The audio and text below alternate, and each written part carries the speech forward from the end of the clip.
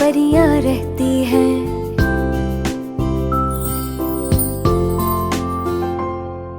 सूरज जब सो जाता है, चांद निकल कर आता है, टिम टिम तारे दिखते हैं, चांद चमकता रहता है।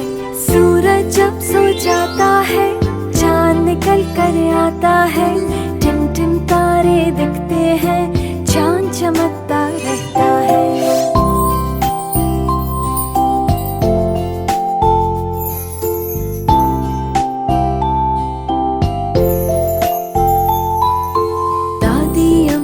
कहती है चांद पे परियां रहती है। दादी अम्मा कहती है चांद पे परियां रहती है।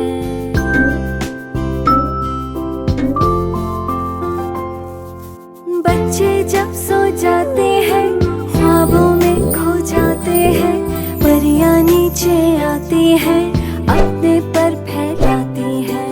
बच्चे जब सो जाते हैं, ख्वाबों में खो जाते हैं, परियां नीचे आती हैं, अपने पर फैलाती हैं। दादी अम्मा कहती है चांद पे परियां रहती हैं। दादी अम्मा कहती है चांद पे परियां रहती